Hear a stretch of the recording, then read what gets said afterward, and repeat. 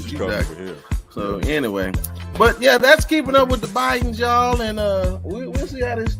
I know this year ain't gonna end right, but garbage and sanitation worker. No, they want to live in big houses that they see on videos. You know, my thing is, I thought it was funny because it was a caller that did it, but at the end of the day, it's when you're a public figure, that the whole thing makes me sick to my stomach. You know what I'm saying? 99.9% of the time, I love living in this, country that we're free and we have this freedom of speech. But every now and then, yeah. When she man, did listen, the brother, if she could turn back the hands of time, Doc, ain't no Dave Chappelle. I'll tell you that. And so you need to be put out and put on notice. The hell no. Good morning, everybody.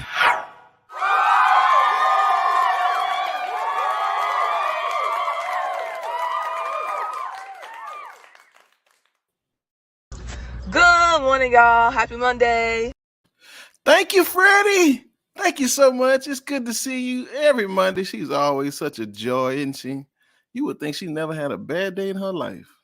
Good morning, family in Southeast Asia. Good to see y'all. I ain't seen y'all in 7 days. Y'all, we are excited. We are ecstatic. Listen, the whole family's back. So y'all know we got a lot to talk about today, right? So listen, when y'all come in, say what's up. And it's been a minute since y'all done gave some stickers. So let's see if y'all can, y'all feeling the love today. Man, bring the family on so we can go ahead and get started. Please, madam. Hello, Back out the cave. Look at Kenny, man. Listen, with that high dollar painting in the back. And y'all, there he is. What's up, super fam? What up, fam? Boy, something wrong with my brain. I thought he said super fam. He said sup, man. Ebonics. Same thing. Ebonics, brother. Yes. And ladies and gentlemen, Black is in the building, and he is sipping on more than just water. I promise. That's water. No, lemon tea and honey tonight. See, and I didn't even say anything different. I said it just wasn't water. That's what I said. His facial expression different when it's liquor involved. You got that right. Now listen, I ain't right. She's been around him a few weeks, so she know now. She know what it look like. Y'all, it has been a fantastic week, and we got a lot to talk about. Some things a little funny, some things a little serious, but we got something to talk about. Y'all ready to give these people some good information? Let's get it. All right, man. What are we talking about this lovely day on a good Monday? What time is it? That's a famous phrase that came from the Chicago Bulls 90 team. But we ain't talking basketball. We talking recession. Ladies and gentlemen, it has been stated by some of our federal government people, and as well as some of our investment brokers. They say the recession is coming. And for those that don't know what a recession is categorized by a significant decline in economic activity that spans across the economy for a few months. Y'all believe this? Oh, definitely. I can. Y'all think it's coming? Y'all think we're here? You think we're here, Devin, or you think it's coming? I think it's coming. Coming. Coming. Yeah. I think we're about 75% the way there. Yeah, I think it's here for real. Yeah. Now, do y'all remember the last recession we had? I know they tried to put it on Barack, but a real good one. I think it was what, Jimmy Carter? Yeah, I think it was the last real big one. I ain't talking about the depression, because the depression, right? No, yeah, it's different. It's a severe case of a recession. If I can say it like that. Right. I believe the most severe recession, I think it was under Carter administration. Yeah, because they were fighting over that gas, and it was some bad stuff right there. But guess what? And then Nixon, they were cutting up with him too, because it's all about war. And although America is not directly engaged in war, we in it. You know what I'm saying? For some reason, we keep finding money somewhere. you know, and we keep sending it. So I don't know. I mean, you can only print paper so much for it's gonna lose its value. Absolutely. Mm-hmm. You know what I'm saying? So, but the investment brokers, they're a little fidgety, y'all. And basically what this means is that rich people are not spending their money. Now, not the common folks. Y'all gonna keep buying all the stuff y'all want to buy. What's in your Amazon cart, madam?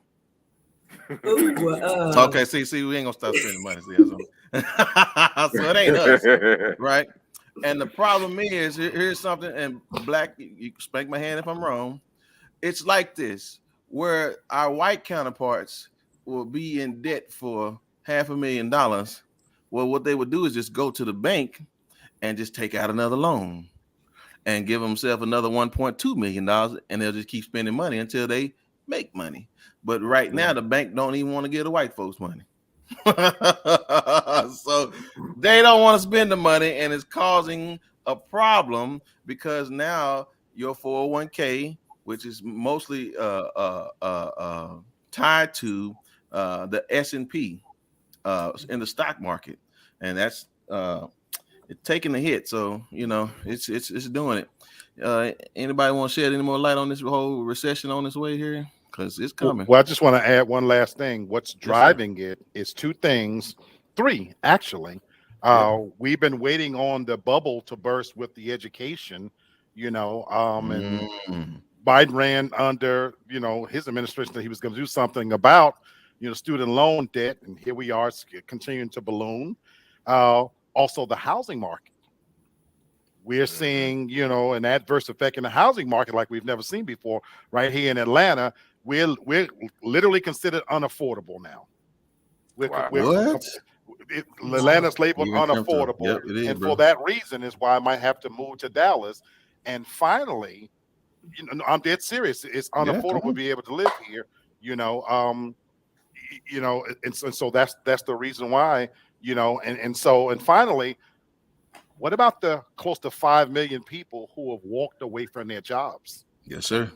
So when you look at those three factors now, we're in a changed reality now. That's right. Yeah. That's right. And that's the truth, man. Go ahead, Kenny. What you got?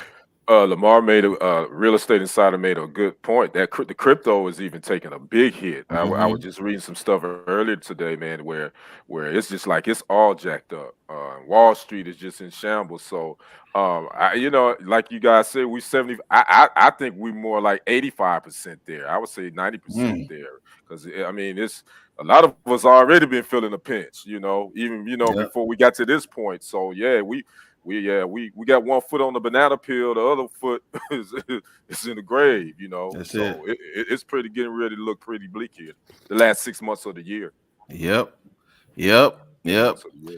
Ma'am, you got something to add on this recession?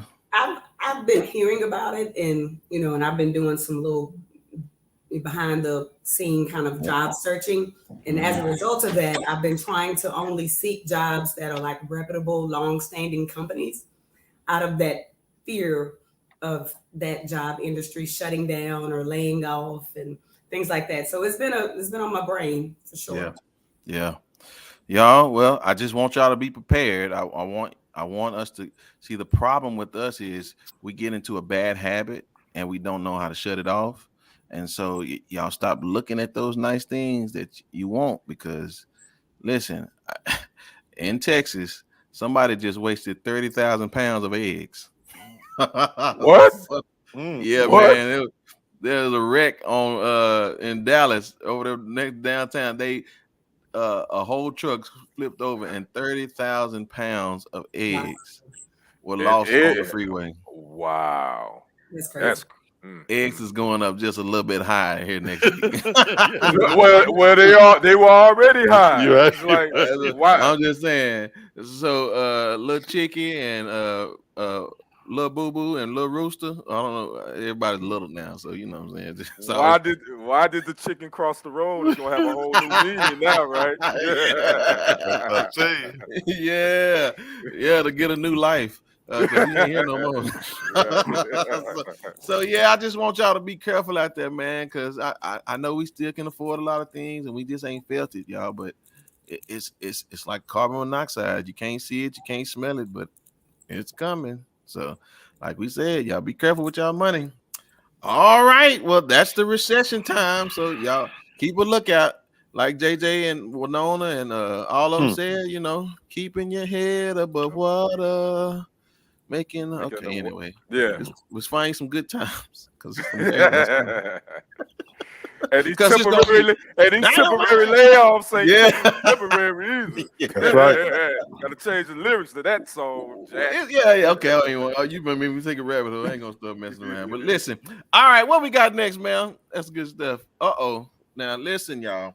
Speaking of pandemic and money and recession, it always talks about the rich is getting richer. Well, the hustlers are starting to hustle, and there's $1 billion hustle out here, y'all. Apparently, we came up with, I don't want to lie, let me see what they said it was. We were able to get $5 trillion approved since the start of the pandemic for unemployment. And people have found ways to hustle these people out their money.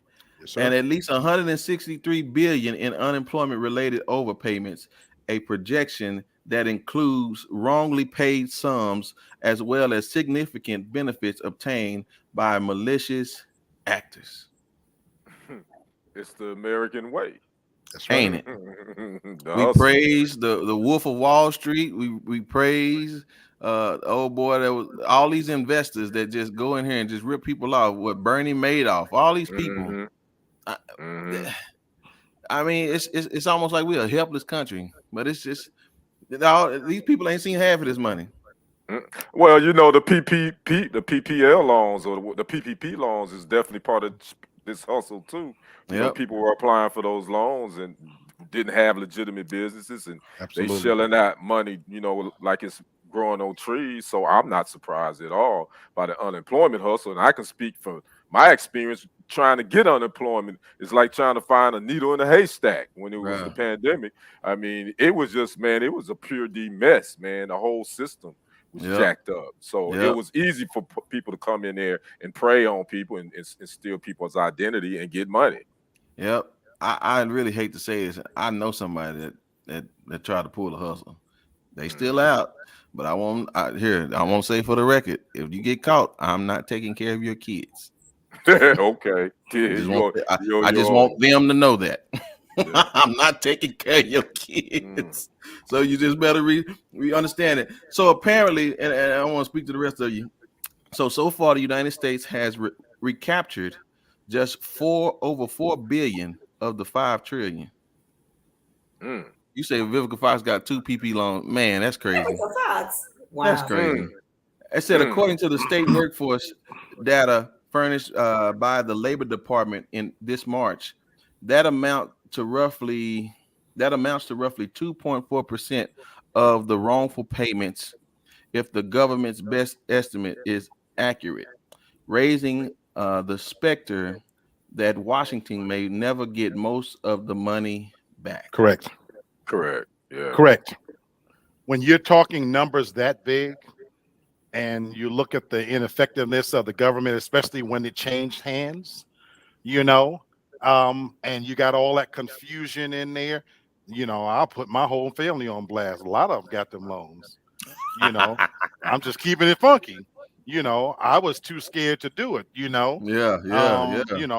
but I have many family members who took advantage of it.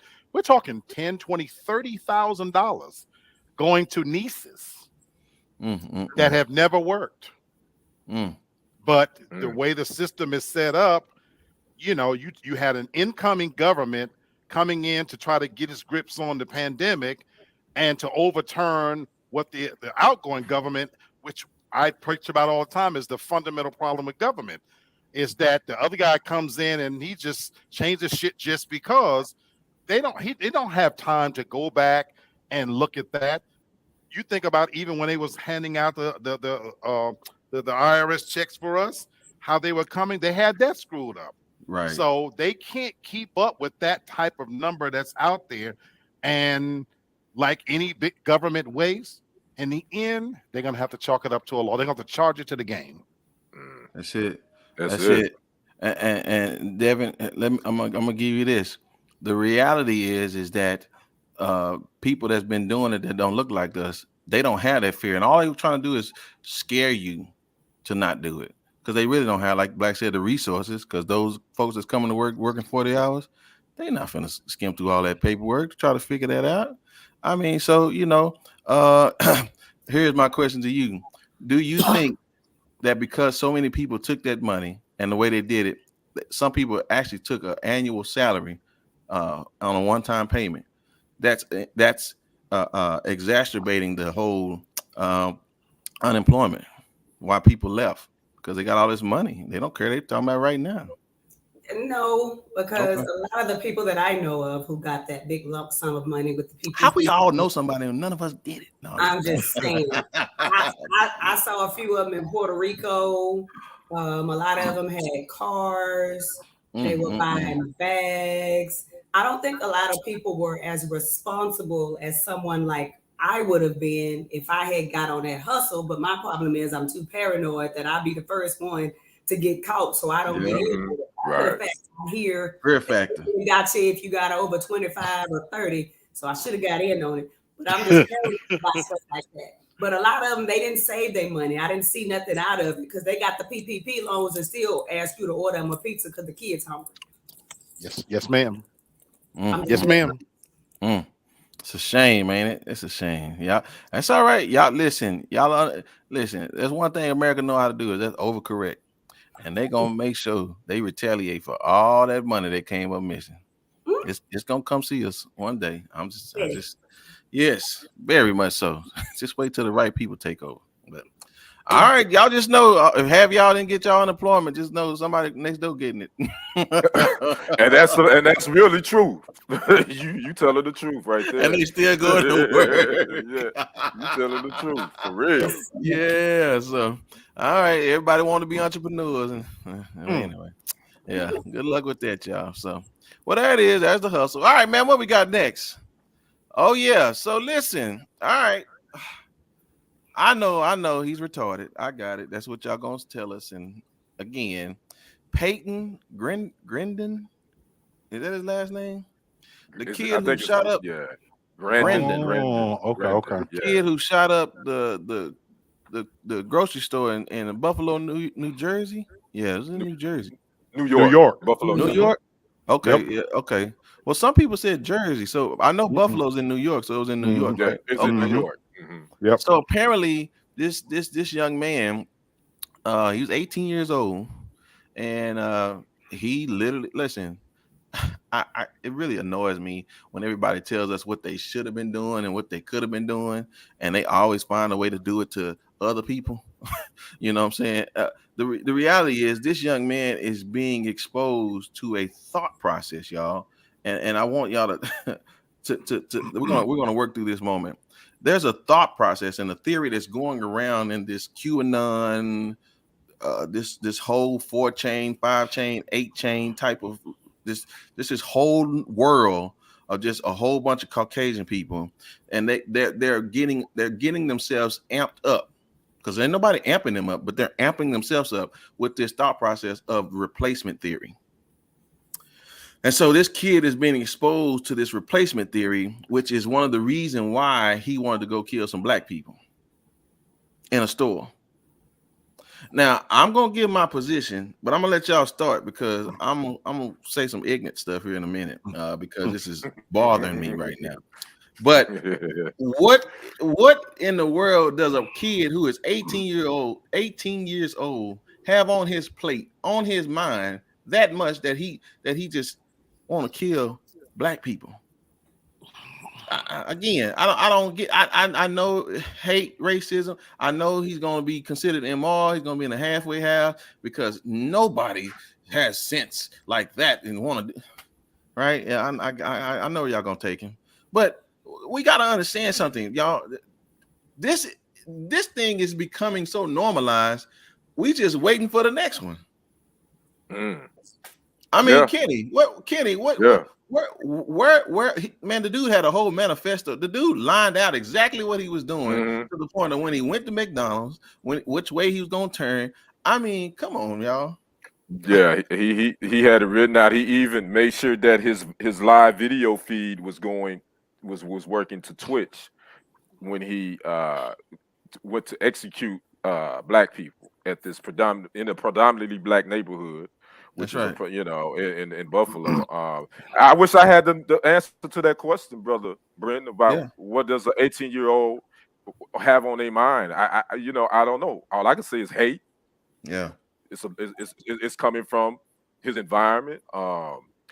He's reading all this propaganda, and Yep. a lot of these social media sites and news organizations. And yeah, I'm gonna say it, Fox News, and I'm gonna say his name, Tucker Carlson. He should Mm-hmm. accept some responsibility for a lot of this Mm-hmm. rhetoric that Yep. these people begin to follow. And don't try to wash your hands and step away from it and say, oh, that's not me. I'm not the cause. I'm just sitting. No, I mean, you the match. And he Yeah. just struck it, and it's the flame that we see. So I don't know. I mean, I'm not shocked, surprised by Yeah. anything, especially We're by an gonna 18-year-old white male. I'm not yeah. surprised in anything they do. So Yeah, we're gonna take a few minutes around with this one. So if you got more to say, go ahead, just talk about it. But here, I want to talk about replacement theory. I'm getting antsy, so I need to settle down. Replacement theory is this ideology, as Brittany said, that these folks in this whole little dimension that they're in, they are afraid that they are being replaced. They are becoming the minority.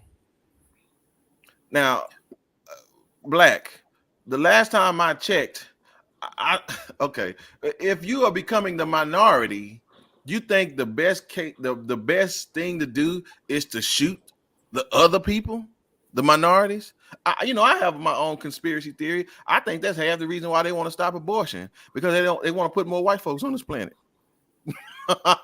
So, you might not be too far off, my brother. I'm just saying, In all there's seriousness. always a reason why somebody's doing something. So I mean, what they doing, Black?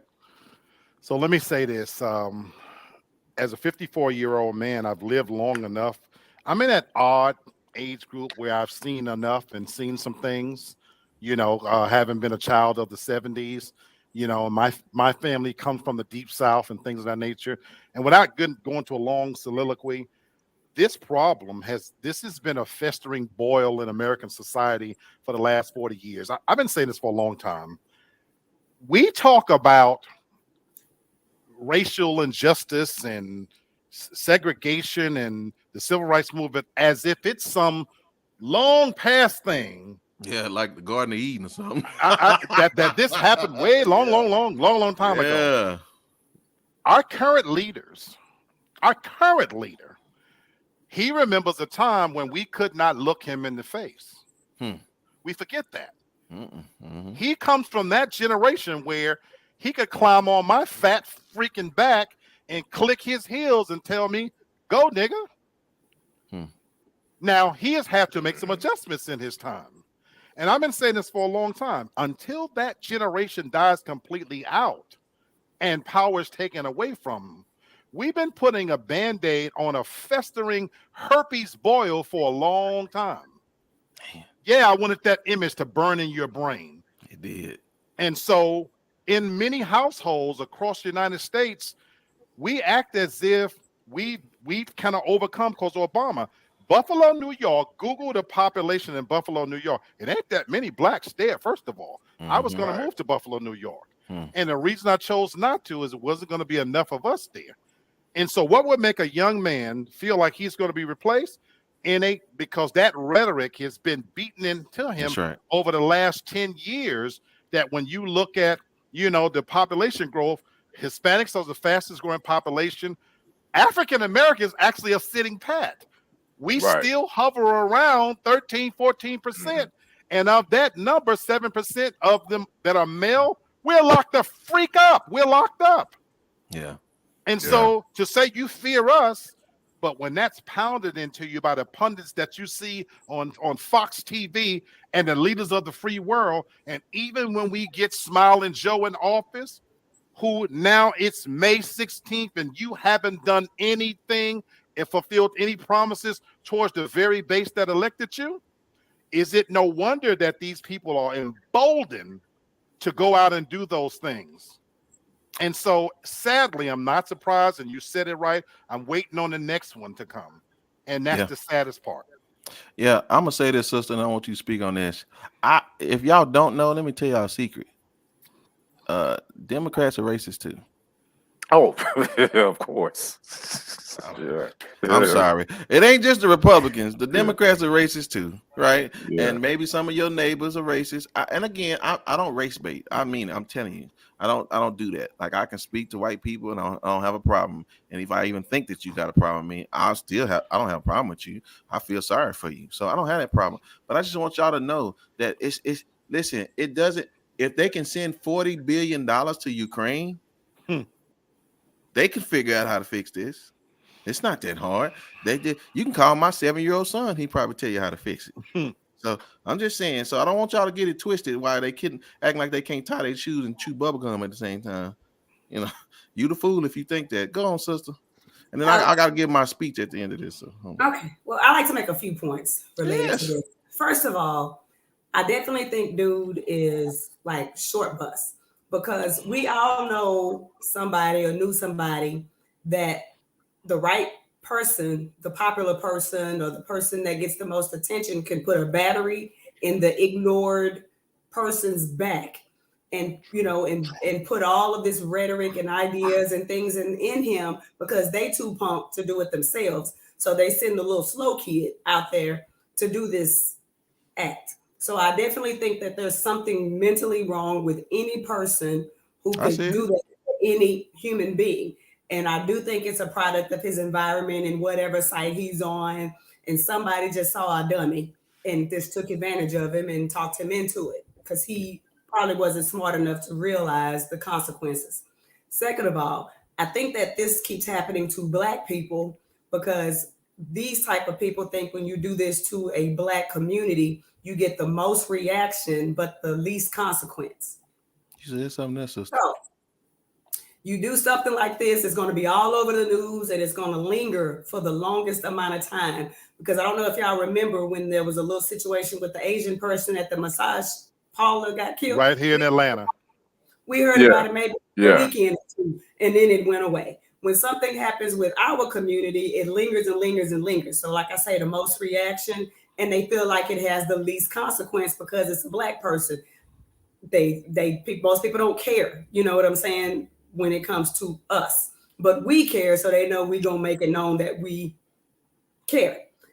Third thing is, I do believe in the replacement theory. I actually watched some weird Netflix series the other day about this white doctor who owned like a fertility clinic, who lied and didn't use the sperm and the specimen that the patients were expecting, supplying. Instead, he created so far almost 100 kids with his sperm in a small town in like Indiana. So 50 of them or something were in Indiana, and the other ones were like in surrounding counties. And they all were blonde hair, blue eyed. And even some of the kids who are younger and a different type of generation, they think he's this horrible racist person who felt like there was a decrease coming to the white race. So he wanted to put more blonde hair, blue eyed kids out there. And I don't think, and of course there was no consequence for it, right? He got like a $500 fine and a suspended sentence for impregnating all these people. So people who were 40 years old and they thought their daddy was their daddy found out later through DNA tests that people do on these DNA 22 or whatever it is, that their father is not even their father. So I do believe in this replacement theory, but I don't believe that they think we're replacing them. But I believe they have other plans with eliminating other races and other communities, and because you got 44 dusty ass who always hated immigrants and things like that. So if they keep a radical in place like that, they probably feel like they could easily get rid of those people, because people actually care less about them. Because if somebody shot a room full of Muslims, we're going to hear about it like the Asians for the weekend, and it's going to go away. You get the most reaction when you bother Black people. They know we're not going to become the minority. Even if we were the majority race, we're still going to be the most inferior. So I don't think they care about us. See, now you're in my speech. That's exactly what it is, right? It don't matter if it's 2 million plus over what they have, as long as they have the power. See, that's all they want. This is my problem. We were given so many speeches about, oh, it doesn't matter. Everybody has had a struggle. You know, just because you black, that ain't the reason why you're not making it. You just need to work. You need to do your thing. We all got the same opportunities. You just need to get out there and do the thing. But the moment y'all feel this same sense of inferiority, y'all want to start shooting people. Now, if we felt inferior and we start shooting people, y'all gonna call us animals and dogs. But the moment y'all start feeling that way, oh, y'all want to start killing folks. Y'all want to start, because the problem is that as we become more intellectual and because anything that ain't white is a problem, right? Because that's the problem. Like, man, they'll give us, as long as we can have the dream, that's fine. But you better not try to take the power, because that's going to be a problem. Because I'm going to tell you something, you know, these bombers and these all these 1%ers and all these other people, oh, they ready to die for what they believe in.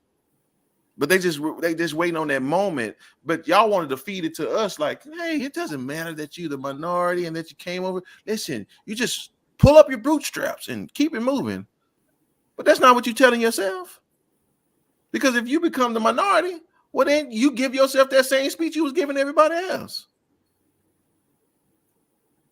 Okay, maybe. Okay, I want to add one last little bit.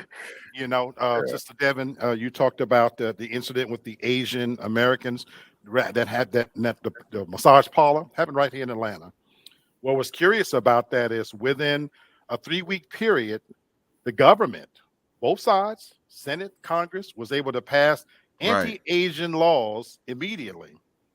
Anytime there's an incident of Jewish people, it popped on right off the bat. It's only when it comes to African Americans that we got to wait and let me see and let me think about it and let me see what's going on and we're going to talk about it. We're going to plan and this and that. It's only when it comes to us. So to Brittany's point about there was a time when there was more slaves than masters. It is about power. It is it's all about power, you know, and about that mental struggle. And I'm gonna hold my peace to the end because I've been saying on this show for a while, wake up. Yeah. Wake up. Yeah. And I'm gonna say this, and here's behavior at its simplest form. And I don't mean in shade because it's all in us. The same fear you had not to take that PPP is the same fear they had not to overthrow the master. It's just fear. And until you have no fear, like you're saying about South Africa, yeah, I got that, but that's a different mentality. That was their country. All right, you finna make me take a whole different rabbit hole. I don't even want to take that because, again, we don't know where we are here. Okay, all right. So listen, y'all stop trying to The only thing I add. Yeah. The only thing I add to this, the gun violence, the gun. We got to get a hold on these guns, man, because this 18-year-old was able to get 2 assault weapons. How was he able to get those 2 assault rifles? That's true. Until That's America a whole nother rabbit problem, hole with the gun lobby. The gun problem, that's a whole nother one. Exactly. Because we know that's big money. Because we know the NRA ain't trying to have no gun laws like that. Nope. So that's we power. already know what's up. Nope. There's certain things there's certain things like it's just like a good old 3-digit code. If you don't know the right numbers to put to unlock it, they won't bother you. Man, they don't listen. Go and get 2, 4, 8 jobs all you want to. Make all the money. Go on all the vacations. That ain't the code. Yeah, try to run for all the offices you want. We'll just switch up the rules. It don't matter. See, you got to understand the right codes. Y'all listen, they 20 steps ahead of us. I know we're innovating. Y'all understand there's only, you can spin a ball on your finger and it revolves a whole lot of times, but the earth only revolves one time a day. So I'm just okay. All right. Yeah, but y'all still want to call it revolution. I think there's a solution. It's a long-term solution, but I think there's a solution and it's with us. I'm just saying. Yeah, I'm so glad you said that. Oh, I'm so glad you said that. But it's a circle because it's always going to come back. See, I don't want to go in a circle. I want to go in a straight line. I just don't think we look out for each other like other races and other people do. I'm sorry. I agree with you. think I we agree look- with you. we No, uplift no, She I preaching agree with now. that. You Yeah. preaching I agree now. with that. I agree with you. I don't disagree with you at all. We again, we've talked about it. I don't want to beat the dead horse. So, but you're right, and it's because we don't have proper roots that give us culture to say this is how we do. Everybody's doing what they want to do. They got their own ideologies, just depending on where they at. Okay. All right, on to the next one. I'm sorry. We could take that all day, right? We could. Right. We could Yeah, Right. I told you we got a lot to talk about. So we got some more to talk about. All right, madam, you up at the top. What up? Who business you in this week? Man, let's get to the foolishness and the effery of the younger generation. Yeah, All little I gotta somebody, say. right? Gangster rappers ain't what they used to be. Let's just say that. Atlanta rapper, Young Thug supposedly founded some street gang that committed multiple murders, shootings, and carjackings over a decade and promoted his activities in songs and on social media. And the prosecutors allege in a sprawling indictment that charges him and another rapper, Gunna, and 26 others with racketeering. Idiots. Here's the thing. These are like reputable rappers that have made it. Like they arrested him in his Buckhead mansion.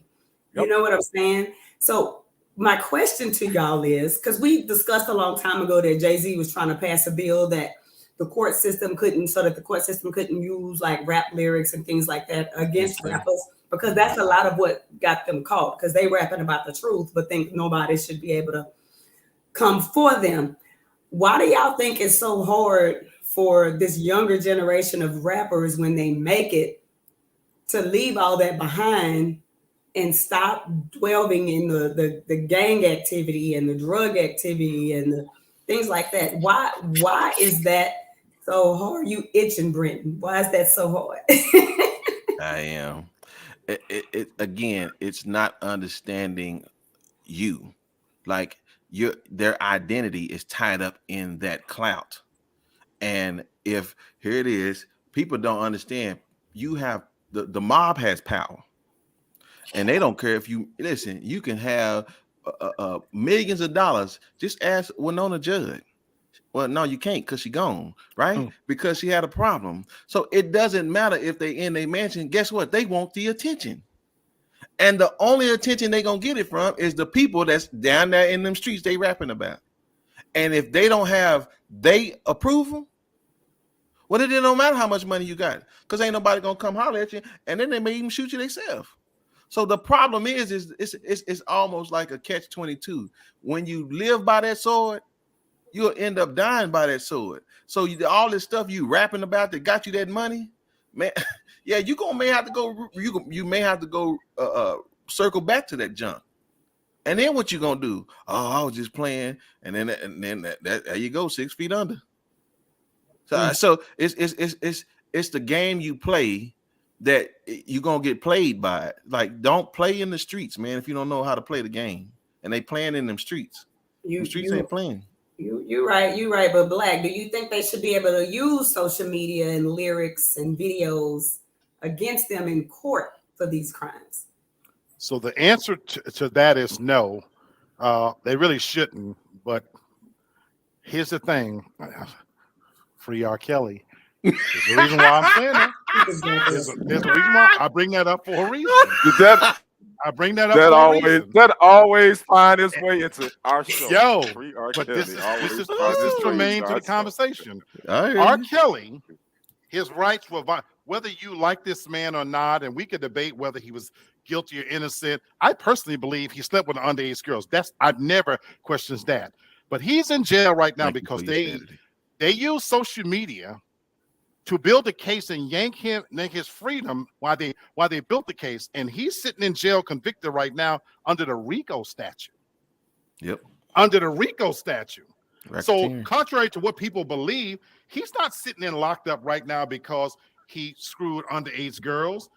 They basically use the statute that's typically used on mobsters and gangsters and enterprises with big drugs. So when that went through, to answer your question, Sister Devin, once we went down that slippery slope, now the very thing that African American young rich millionaires have used to put their brand out there and to proliferate it to the point where even white people imitate it because we are the most glorious people on the fucking planet, and they copy everything we do.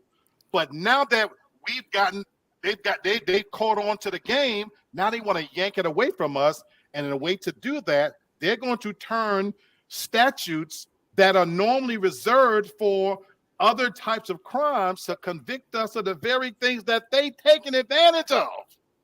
How can you throw, whether I like Gunna and Young Thug them or not, they're absolute idiots. They're absolute idiots. Make no mistake about this. And we can blame that on the glorification of this lifestyle. But why didn't it go after Machine Gun Kelly? White people are winning Grammys with the same lyrics, the same thing. And then why didn't it pick on rock and roll? The glorification of that. But it's too many black shining grilled faces out here getting rich off of this. And right here in Atlanta, it's no accident that right down the street, I live in Buckhead, that they picked this man up in his mansion. And they went after him. That's no accident. And so they're being held right now, denied bond, while they build a case because his lyrics talked about Slime City and things of that nature. They don't have a case yet, but they're going to build it. But if you're a politician and you say something, I'm going to shoot somebody on 6th Avenue, they too scared to even prosecute people. That stinking bitch, Marjorie Green Taylor, they ought to put a noose around that hoe's neck and drag her up and down Broadway. Well, I have a question for you, though, Ken. Do you think on the other hand, yeah, we're going to let that pass, y'all. Quit looking like that. Do you think that once you're in that lifestyle, though, it's very difficult to just get up and leave it because you've always kind of got, if you try to leave, you've always got a target on your back, or you feel like you'll lose street cred, or they just kind of feel stuck, similar to someone maybe that's associated with like cartel? You just hit it. I think they do. I mean, because the thing is that they created two things. They created a character. Their character, their rapper. That's the character that they created. That they knew that they was trying to become something to, i.e., make money. And then the second thing you said, Devin, and you hit it, the street cred. I mean, let's be honest. You know, a lot of these cats, you live by the streets. It's you got to have that credibility, regardless if you're a gangster or not. You've already created that character, so now you got to live by that. And so, yeah, they do feel like they stuck. I think they idiots, like we all say. I think they stupid. I think the smart one will figure it out. I ain't got a problem with you creating a character to create financial wealth for you. I ain't got a problem with that. That's the music industry. I get it. But somewhere down the line, you got to say, you know what, yo, that ain't even me. Because half these cats that they say they gangster ain't gangster anyway. They studio gangsters, as we said back in the 90s. So I don't even give them that. But I will say this. I don't think they should be allowed to use social media posts or videos or their lyrics, because personally, music is an art form. They're telling a story. It doesn't have to be real. It don't have to be real. That's their story. So the thing is, law enforcement use stuff against us, but they won't use it against their own. So we got to be smart enough to understand some things you just can't be doing. Yep. We don't have that same privilege. You're right. I just wish sometimes some of the older OG rappers, like your Snoops and your Dre's and your people like that, could kind of reach down on some of the younger ones to teach them how to stay out of the system and to tell them how they're going to be targeted now because they're so big and so rich and things like that, because, a lot of them, they were able to avoid it even with getting in trouble. So I just wish sometimes that, some of the OGs would just help them out. I know they hard-headed, but, I wish they would. But you know what? The OGs have, Devin. The young knuckleheads don't want to listen because they think they know it all. You're right. That's why I said I know they hard-headed. And I don't want to I'll say some of us aren't blameless. You said it in the past segment. Look, there's a lot of households where this is encouraged too. When you've taken God out of households, discipline out of homes, the Bible out of the equation, no more big mamas around. And then, so now you've created a concoction, where this is encouraged. And then, so what saddens my heart all the time is when I see deaths at the hands of my own people, the black on black crime. And then mama's on TV saying, he's a good boy. He wasn't going to hurt nobody. He was trying to get his life together. Where were you at all them years when he was hanging out doing nothing? Because we have to share some blame too. And a lot of us men out here, whether we gangsters or rich or whatever, spreading our seed around, making babies that we have no intention of being in their lives, it's our fault too. We have a responsibility too. And so it's a bad mix. But you know what? The devil doesn't have to reinvent himself. The tricks and machinations that he have, they work. And so this is one big cycle. You talked about going in a straight line, Brother Brenton. It's one big circle. Boy becomes rapper. Boy buys gold chain. They check all the boxes, and it leads back to this one in this big circle. Half of them don't even move out of their own neighborhoods, better their lives. They don't better anybody else's lives. So it's one big circle that they're catapulted and caught up in like a hamster on a damn wheel. Okay. Well, hopefully that'll change soon. And and that's one of those types of topics I like to avoid. But I just be tripping and falling in folks' business sometimes. And I'll go back to my own. Well, thank you, man. We'll definitely get out of there because ain't nothing but and some foolishness over there. So for sure. All right, man. Where we at next? Yes, like son, like father. Lee talks about this show being organic all the time, and we talking about Payton earlier in his Grand Theft Auto, shooting up the marketplace. I'm going to show y'all something here. There was a little 8-year-old kid that was caught on a ring door in Forney, Texas, coming to a house, beating on this family's door with a whip. And he was wanting to talk to the parent's child that he went to school with. Now, it's a little Caucasian kid, and it's a black little girl. And he's beating on their door with a whip because he wanted to talk to the daughter. I guess he was going to whip her or something. And, and again, when I say this, I don't race bait. But I understand why the black people, the parents went there because they wanted to note that what you doing with a whip? Like, why am I finna let you talk to my child with a whip? Because, if you dumb enough to let your child go out there and talk to that kid and then you hurt that kid, well, I'm not that stupid because I know I would have hurt that kid. So, kid, get off my porch. And, she cussed him out real good and told him to get off her porch and all that kind. So then the black parents decided to go to the house of the kid. Right? That's normal in our culture. And I say, just normal for normal people. Well, no, because that's not true. All cultures don't do that. Somebody they just let it go on. But we do it. Right, because that's how we came up. But they went to the door, and the daddy said, "So what?" And the daddy went and got his pistol. And the daddy said, "So," talking about, well, he messed up my door, y'all. It's getting bad out here, and my man fired a shot, y'all.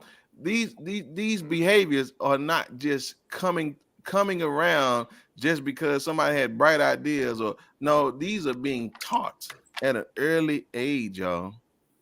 That little boy is going to, and again, I'm only saying my opinion. That little boy has the potential to turn into an 18-year-old Payton. Easily. Just because somebody told him, what do you know what a whip do? Oh, man. So where did you get a whip? Right. I don't know if his mom and them in the S&D, S&M, or whatever. That's what I was thinking. Maybe he just snuck in their bedroom and okay, never mind. That's right. There. Okay. Yeah, I'm just saying. So my thing is, I know it's a learned behavior, and now video shows it. But the problem is the justice system continues to allow these things to be okay. The reason why the young 18-year-old think it's okay is because he saw January 6th happen, and he said, "Oh, there's nothing happening, people." We are allowing these things to happen, and if we don't allow the justice system to work on every side, well, then everybody gonna have to carry a gun, and everybody gonna get. But again, yeah, go ahead, Black. I'm gonna be brief. I promise you. And again, I keep saying, wake up, and the show is taking on a true life of its own, leading to what I'm going to talk about at the end. I don't have any faith in the justice system. Nope. If you've been tuning into this show, you know how I feel about certain things. I didn't celebrate the African American lady on the Supreme Court. I'm happy, but I don't think it makes a difference, And so I don't have any faith whatsoever in the justice system doing me any justice. I live right here, and so I have to address things my own way. I live in true fear. I mean this with every part of my soul. I live in true fear every day I go outside, because white people have become so emboldened and protected. I pray to my God every day to not find myself in certain situations, because I'm going to react old school. We have a generation now, too many turn the cheeks, and we need more by any means necessaries out here, in my personal opinion. So I put this on everything I hold dear, the souls of my two brothers. If he had knocked on my door, I would have told my son, God, you go out there and you whoop that ass like no tomorrow, or you fight me. Yeah, man. I'd have sent my son to whoop that's a black his parent. ass. And I put that on everything I hold dear. And I would have been locked and loaded and prepared for dad to come. But I'm not that person to go over to your door knocking. I don't give a damn why you sent them over there. If he's trespassing on my property and he bringing that foolishness, I'll whoop a kid's ass. I will whoop a kid's ass. I absolutely will. And I pray that I'm not caught in that situation. Yes, I would have took that whip and whipped this. I would have took. I had to agree with you, Black. I would have took that whip from him and whipped his ass. Yeah, I would have with his own damn whip. And take that to your mom and your daddy. Tell me how they like that. Yeah, right. His ass too. Devin, I don't think you got no maternal perspective on this, do you? I'm just not that maternal. I'm sorry. Like, I would have went over there and tried to fight his mama just for allowing him to come to my house with a whip. And that's kind of the thing I need to work on, because I'm the person that would get shot, because I'm going over there in tennis shoes with a sweatshirt, and I'm not even joking, because that's just who I am. Because I'm not going to try to fight this kid, but I am going to whoop your mama ass in front of you so that you know not to come to my house playing with me no more. This is where we are, y'all. It's a melting pot, and it's ruined. It's stewing, it's ruined, and it's gonna come out, and everybody gonna have to drink it, and it just is what it is. So I'm just telling y'all just can't say ain't nobody told y'all this stuff ain't y'all. Oh, how we get here? I've been telling y'all. We've been reading it. The stories have been told. So anyway, all right, brother Kenny, you up at the top, man. So go ahead, man. Let us have it, brother. What you got, man? Good to see you. Glad you're back. All the good things, man. Good to see my family. Hey, man, just trying to make it. Good to see my family. We got some basketball going on, man. We got some shockers. We got the Mavericks in the man, that's crazy. I know they put the beat down on them Phoenix Suns the other night, and we got the Heat and the Celtics in the Eastern Conference. So it's going to be interesting. I think it's been exciting playoffs. The NFL released their new schedule. And the Cowboys go to Green Bay October 10th. So y'all stay tuned, because I'm going to be talking a lot of smack week 10, Devin. Get the popcorn ready. And I'm going to be like T.O. Get the popcorn, because I'm going to be talking a lot of smack week 10. Yeah. I'm going to have a whip. They're going to have a whip for you in Green Bay. I'm going to have that boy in 40 send them a whip. You got to bend up and use it on yourself. Okay. All right.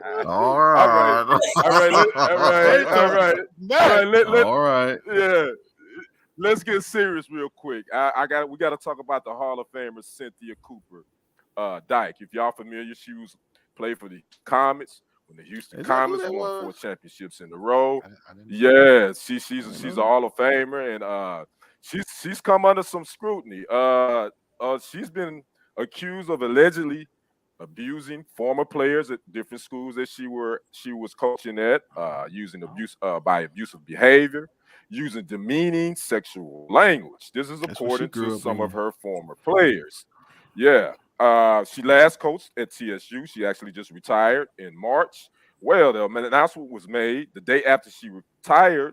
that they were going to be investigating those allegations at Texas Southern that she said. Now, I just want to read one of the comments that alleged abuse that she had made to one of her players. Cooper Dyke was told one of her Texas Southern players who had a previously known mental health diagnosis was depressed and said, no, she will be all right. She just needs some D.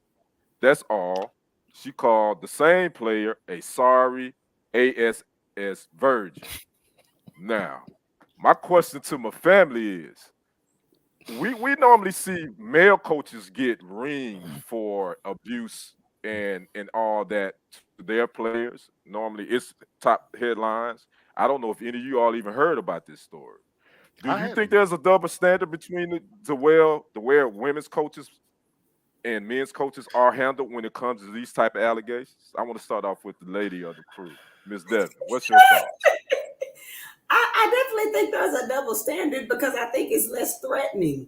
I mean, when you hear a woman, especially someone older than you, say like the what you just said, I'm not talking about any other form of abuse or any other things that she said. I just don't think you see it as the same threat as if you, as a coach, said it to an 18-year-old, 19-year-old, 20-year-old girl. I think it has less of an impact, if that makes sense. I just think women tend to be seen as less threatening than a man. Like there's certain things I can say to y'all that is not going to be as offensive as if you said it to me as a woman. Because if you say it to me as a woman, even other people would be like, oh. But if I say it to you, you might even giggle. It just means something. It means something different. So yeah, there is a double standard. Unless she's ugly and attractive. Okay. Or something like that, and then that's totally. And I'm just being honest. Overweight, ugly, unattractive women get treated different too. I'm just being for real. You ain't lying. You ain't lying. Okay, you're right. Well, okay, Brother Brent, I got another for you. I want the same question, but here's another statement she allegedly made at UNC Wilmington in 2010. She would say, this is Coach Cooper, she would say, wet, after a shot was made, and then motion to a player adding, I bet that's what whoever the player was last night. Yeah, she probably a girl Black used to date, just kind of raunchy, just saying something real, just vulgar, just one of them old nasty aunties who let you watch the videos on the bottom drawer and all that kind of stuff. You know what I'm saying? That's who she is, and like it's about relationship and reality, and we are so far from both. You know what I'm saying? We don't know how to build relationships, and reality is, I guess, everybody's new truth. Whatever your reality is, it's whatever you want it to be. I mean, the way they making movies now, it's like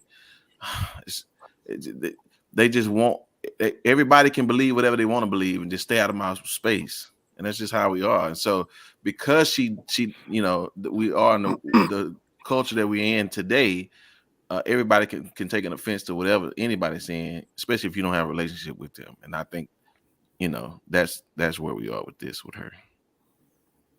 I had to save Lee Black for last because, he the one we got to put in time out most of the time. So I got a good one for you, brother. This is allegedly. Now, at most schools where she coached, she called at least one play hot sex and often called players retarded, black-ass child, bitch, pee, and dumbass. She also pressured players to practice despite not being cleared by doctors after injury. So your thoughts, Brother Black? I have no problem with what she's done whatsoever. Old school. Not even one. Do I think it's a double standard? Of course. Sister Devin nailed it.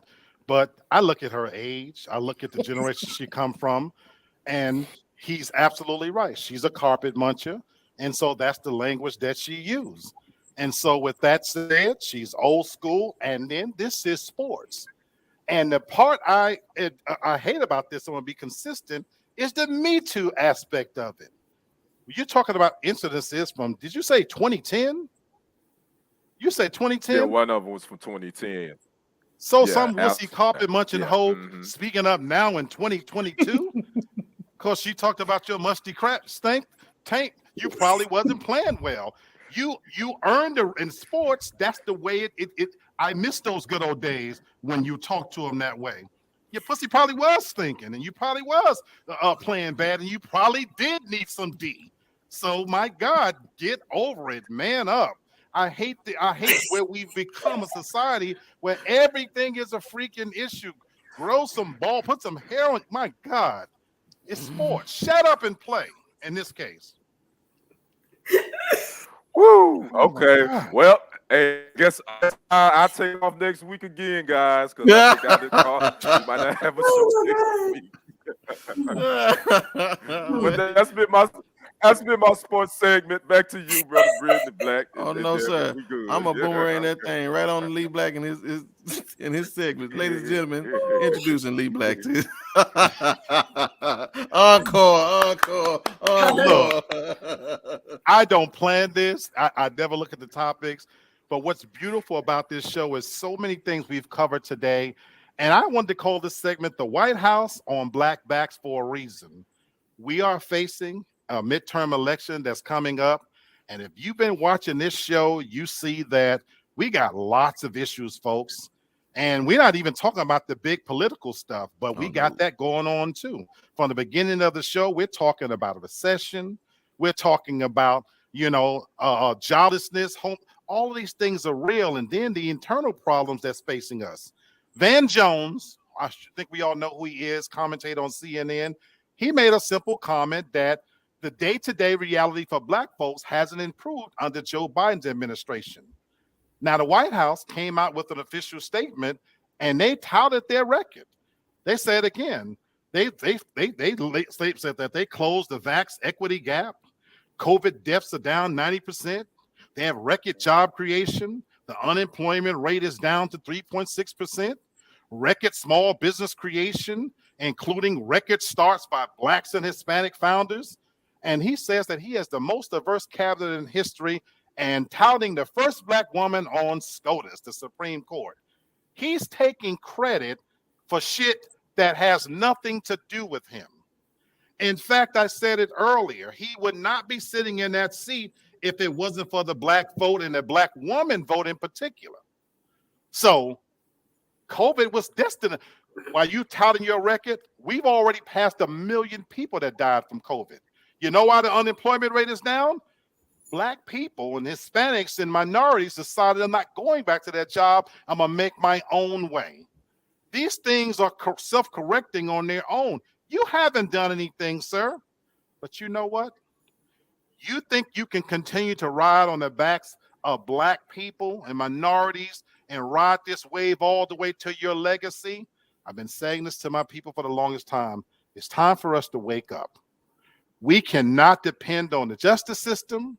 We cannot depend on the police system. We cannot depend on any of these things anymore. We have to depend more on ourselves. And there's these important elections coming up. Damn the president. Get involved on these small elections that make a difference in your day-to-day lives. And when it comes time for him to rerun again, tell that old shriveled-head bastard to go screw himself. That you're not going to ride our backs anymore. God bless you, Smiling Joe. Thank you, sir. Thank you very much. Yeah, I'm with Lamar. Yeah, I she got a French name. I think she's something Saint Pierre is her last name. But yeah, but she's representing the LGBTQ community as well. So, who knows why? But y'all, listen, fantastic show, amazing. You guys always come with these very, very hot opinions and positions that we just give people time to think about things. But it's final thought time. And Brother Kenny, again, good to see you, brother. Hope all is well with you. Just know we love you, man, and we missed you last week. Taking it one day at a time. I know. I appreciate it. Yes, I sir. appreciate the love. I'm feeling the love. I appreciate each one of you all's prayers and keep it going, man. This is a process, so it ain't over yet. It ain't gonna ever be over. It's just gonna be different. That's right. It is. And listen, if I create my own reality, this is what I want it to look like. Because we are genuine in the way we feel about each other. So I just want the world to know. It don't have to, I don't have to physically touch you, but I just want you to know this is my reality.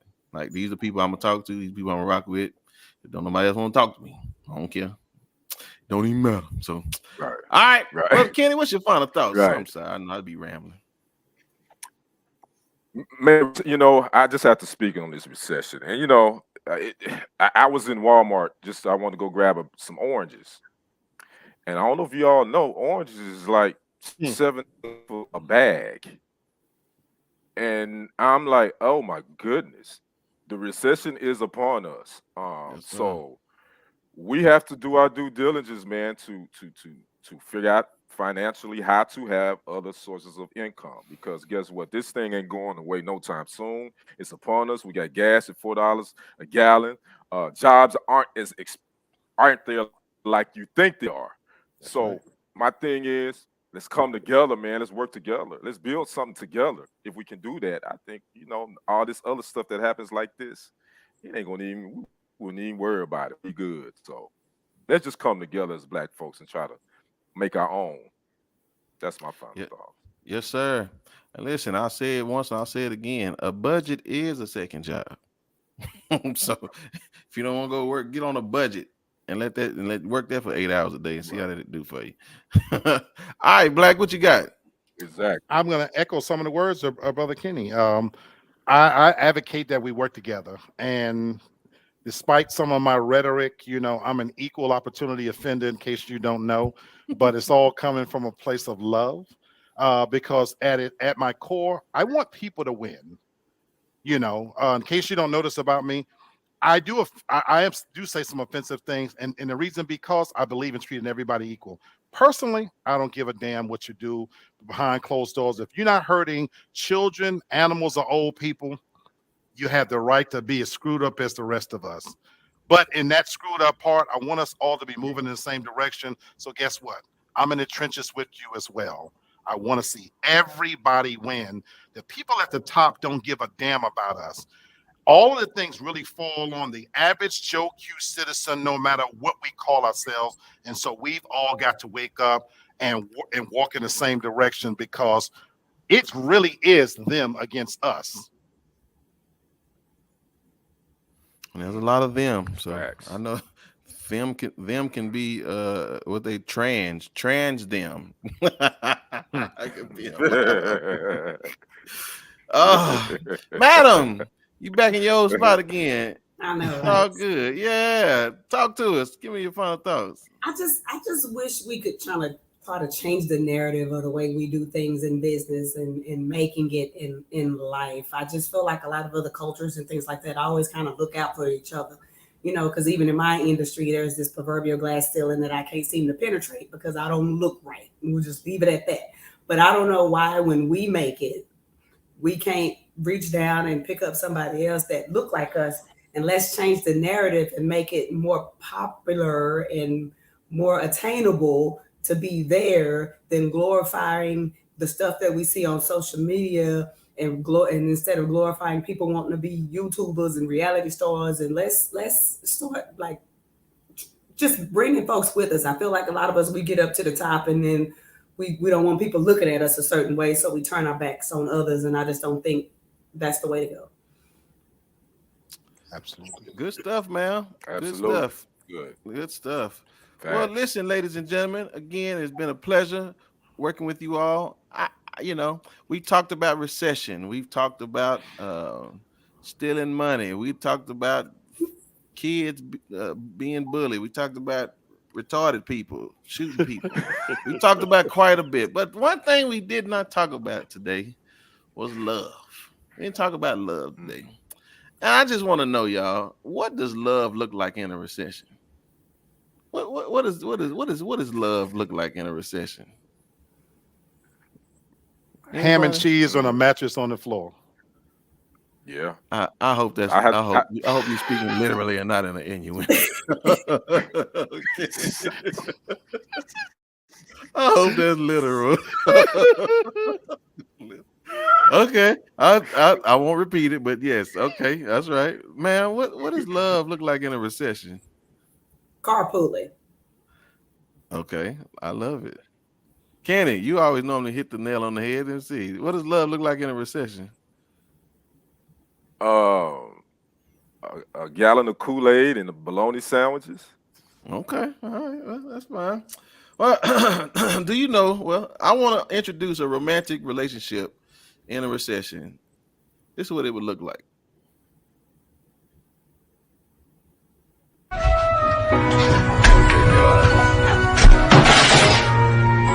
What the hell? What am I gonna do now? Hey, you die? Let's get your ass up. Get up and cook some dinner. Get your ass up, Snow White.